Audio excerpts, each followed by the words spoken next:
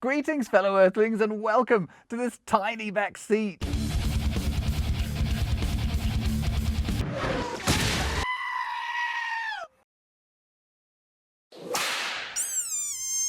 Any of you that have been watching these videos will know that I don't know what I'm doing, and with that territory comes the high probability of making a mistake. Now, I have made some mistakes, and the wonderful aspect of it is you guys tell me in the comments. In the future, I would love to make a video that goes through those comments and everything I did wrong. Most of those mistakes are not really life-threatening, but last week I did make a pretty good mistake with the plastic age. Now, thank you James Bales and Michael De Silva in Australia for putting me straight on what I did wrong. Really, you should put one piece of plastic age per journal, and that's it. I put two pieces of journal because I thought I was measuring two different bearings, but that would be wrong. Now let's have a look at the implications of my mistake. If you look at the results from last week, I had 25 microns for my crankshaft journal clearance, which is pretty good. It's in the range of the Porsche zone, it seems, from the feedback I get from you guys. However, if what James is saying is true, we can double those numbers because we had two pieces of 25 micron plastic gauge in our journals, and therefore 50 microns seems to make sense. And if anything, 50 microns is better. I'm very happy to have made that mistake. Thank you, James. Thank you, Michael. We're going to be talking about the Pistons today, which means I literally have them in my hands, and that's a good opportunity to talk about the configuration of this engine. Welcome to my Porsche two-cylinder test mule here. In an inline engine, like an inline 4 or a straight 6 or even a straight 8, the Pistons kind of do that kind of thing. I'm told that very often they're actually at a slight incline, and so it's kind of more like this, really. Now, if you have a V'd engine, like a V8 engine, they're kind of doing something a bit more like this, and you can change the angle. They do something more like that, which is a really strange motion. I promise you, much stranger than I was expecting, but that kind of thing, I think you get it. All right, this Porsche has a horizontally opposed engine, which means the Pistons kind of do that thing. Now, if we look at just one side of the engine, you'd see that it's doing this kind of thing, which sort of looks like what a boxer might do with their fists. And that's why this car has a boxer engine, also known as a flat 6. Well, we're all pretty cool with the Porsche 911 range having a horizontally opposed flat 6 boxer engine, and even its super cool relatives. When I think of a boxer style engine, pardon me, but I do think of a Ferrari Boxer.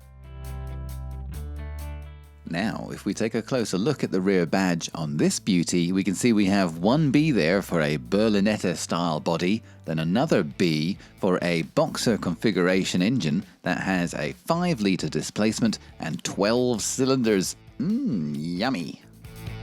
Porsche and Ferrari are not the only companies that use the boxer configuration of engine. I'm sure you'll be familiar with the sound of that Subaru Impreza WRX that's racing past your house at 3 a.m. every Saturday night with a very distinctive sounding boxer engine of its own. The pistons in this Porsche are manufactured for Porsche by Mahler. Now, the Mahler brothers got their start as innovators in the use of light alloy pistons over 100 years ago, when at the time iron pistons were more the standard. The Mahler headquarters are in Stuttgart, Germany, just a swift 10-minute drive from the Porsche complex, so it makes perfect sense for this car to have Mahler pistons in it. The casting process, if we may review, entails pouring liquid metal into a mold. Casting is a relatively low-tech way to make lots of pretty durable parts quickly and cheaply with good detail straight out of the mold. The downside of cast metal is that it can be brittle. In this context, pistons that are pushed to the limit can just smash to pieces.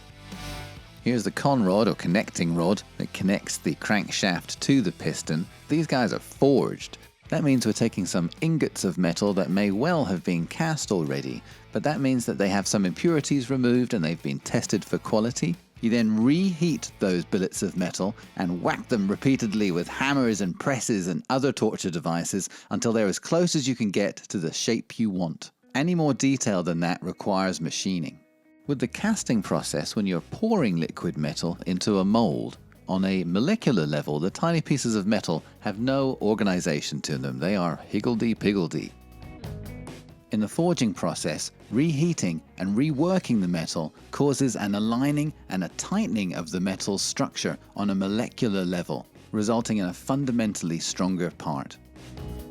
While this is a fairly brutal analogy, if you want to imagine a cast piston is more like a toy soldier, it's cheaper and quicker and pretty durable and with pretty good detail straight out of the box. The downside is that when pushed to the limit, there is a possibility of them exploding into little pieces. When it comes to forged parts, on the other hand, they're a bit more like an actual sword. While the process of working the metal and making it stronger on a molecular level certainly takes a lot more power and a lot more labor, what you're left with is a part that is fundamentally stronger and therefore could be smaller and lighter and stronger than its cast equivalent. Forged conrods are generally not going to smash when things go bad, but what they will do is they'll smash a hole through your engine crankcase just to say hello. When that happens, that's called throwing a rod, and it's bad. So these conrods are laser etched and cracked. What does that mean? If you take a look at the bottom there, you see the area around where the conrod bolt goes is very rough looking. Now that is for the big end bearing. Now believe it or not, the other end is not the little end bearing. The other end is the wrist pin bushing. And so you can see here a laser machine comes out and etches it, really a Terminator monster like stuck in a hole. And another even scarier machine comes along and cracks that along the seam. And that's how you end up with these uneven edges.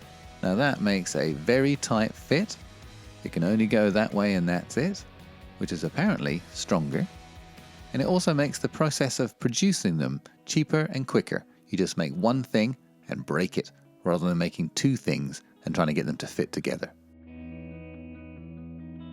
Wider big end bearings from Hartech. Thank you again, Lee Jenkins and the team over there in Bolton, UK. So these are the stock bearings in my big end. And you can see that the top one there, the one that's onto the conrod itself, has wear. And that's a known problem on these engines. So here from Hartech, we have these wider big end bearings. Let's take a look here. Now the stock bearings are 15.3 millimeters across. And the Hartech bearings are a solid 17.5 millimeters across. Why do we care, everybody? Well, in truth, it's kind of like the bed of nails thing. What we're doing is taking that same load and spreading it out over a wider area. That way, each little piece of that bearing has less work to do. In this process, I also found a better way of getting the bearings out. If you go on the opposite side from the bearing tab, the little foot, and just push down, it rotates out really easily. Bingo. Hit the notification bell. It's up there. Yes, please. Okay, Porsche experts, pop quiz.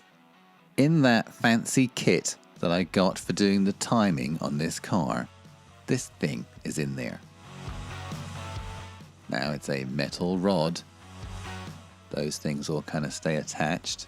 It has a metal conduit that fits over it, and then this other little sleeve with a notch in it at the end.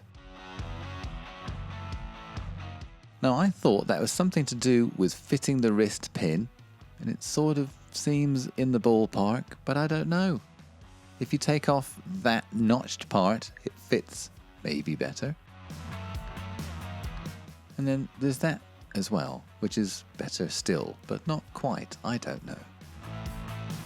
At the end of this process, when we're putting the pistons back in, I know there is a ship in the bottle thing going on.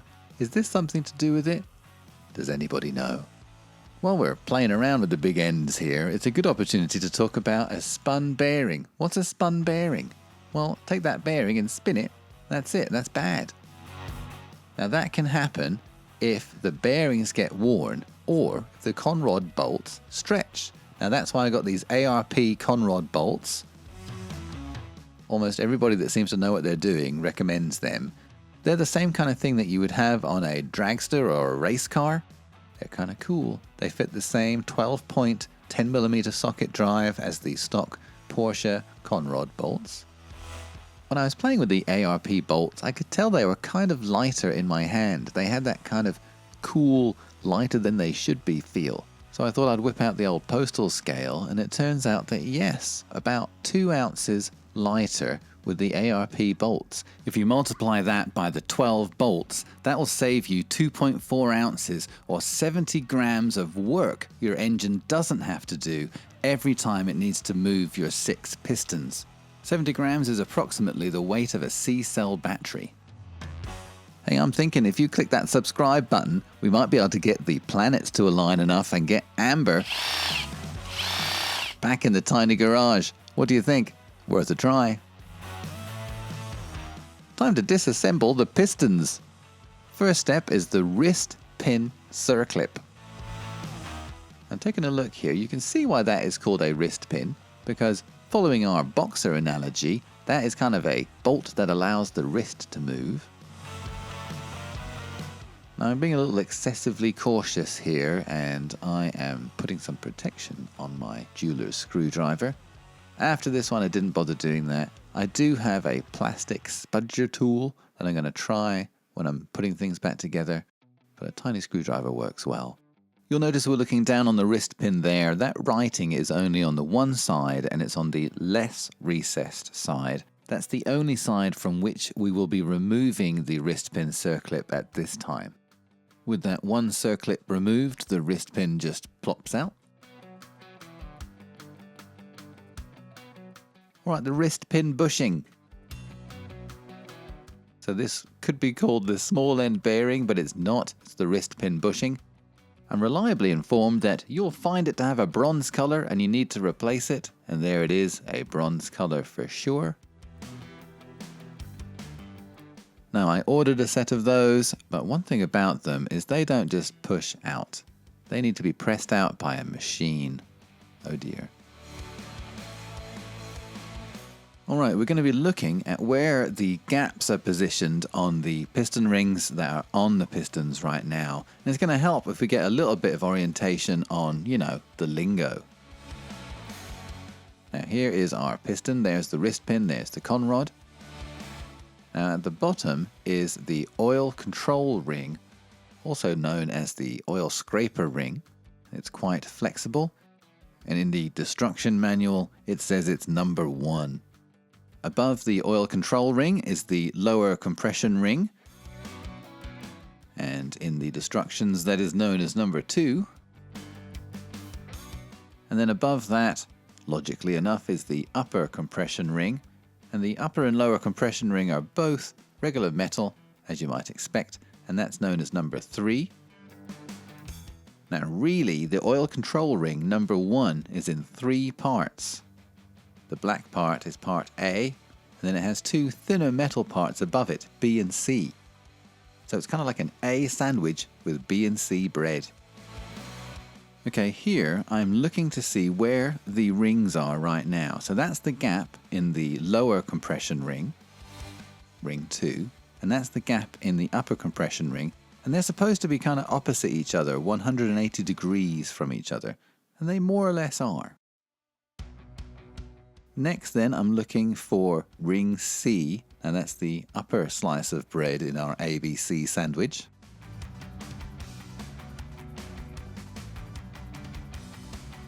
I get better at this as I go along, I promise. And then there, found it. That is the ring B, and that is the lower piece of bread in our ABC sandwich. I found it really difficult to find the gap in the A, the black oil control ring, until you get the other rings off and start pulling at it. So here I'm just drawing diagrams of what I'm seeing, trying to get an orientation of what's going on. One thing I found is there's 4 holes in the piston. I kind of feel like maybe that's how oil gets to the wrist pin bushing. Not sure. Alright, so we need to get the rings off. So with each of the pistons, I'm going around and just marking where those rings are. I didn't know the real name of them at this time, and so on that diagram I'm drawing, 1 should be opposite 2, 3 should be opposite 4, and 3.5 should be in between 3 and 4. Now, to begin with, I started taking the rings off with my hands, just to see if it was possible. And it kind of is. I grabbed those trim tools again for another job that they can do very well that's not trim related.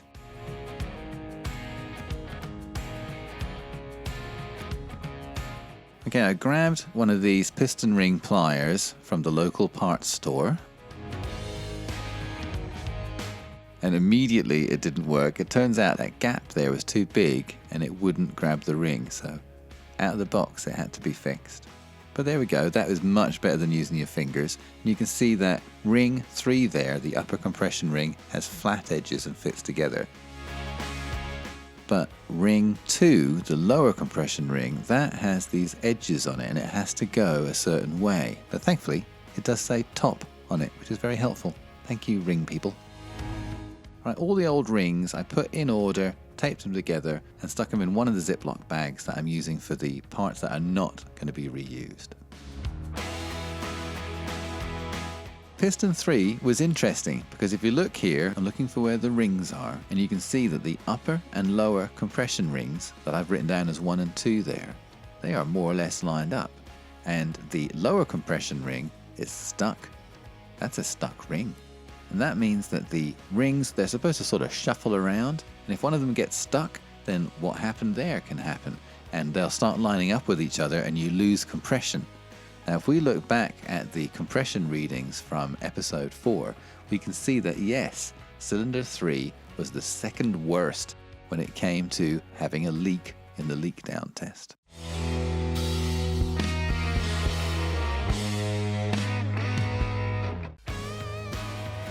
Okay, another pop quiz, everybody. In that same Porsche toolkit that I got from Amazon is this. What is this thing?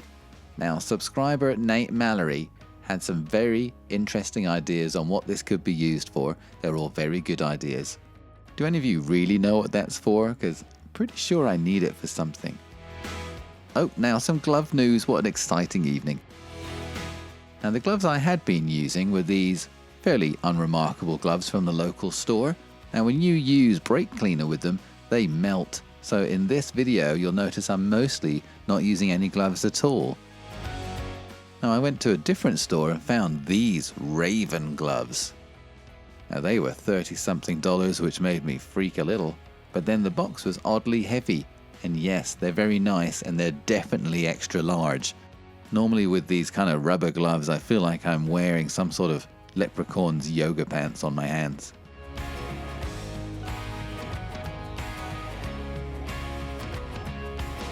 Okay, cake tin of death, some paper towel, and we're off. Now really just spraying it with the brake cleaner and using that brush.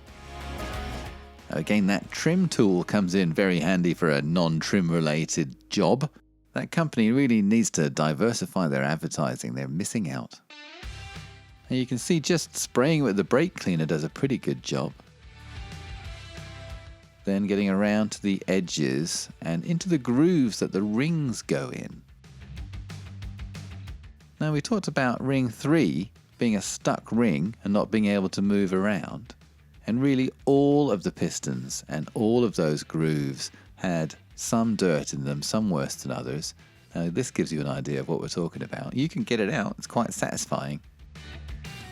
But you can definitely see how a stuck ring might occur. Stuck rings also, if they stay in a particular place, they can wear into the bore of the cylinder and make it more oval than it would have had the ring kept shuffling around, and that can lead to more blow-by as well. Okay, we're going to take a look at the new piston rings. When I first opened this packet, I thought it was some sort of Rosetta Stone from the Roswell incident. I noticed the pictures kind of look like pistons, but I thought, I'll look at this later.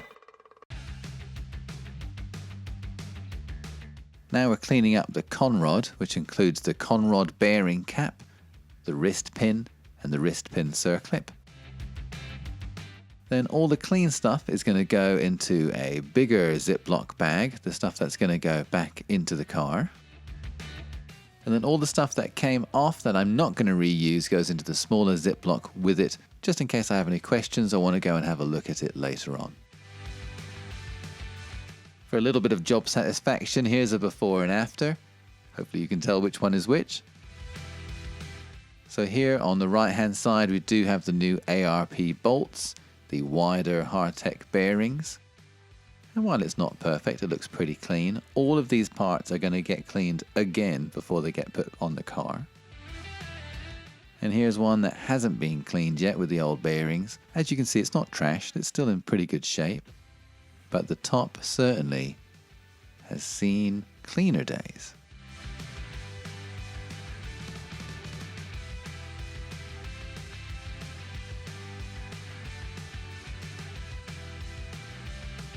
Unfortunately, that's all we have time for this week. Thank you very much for watching. Till next time.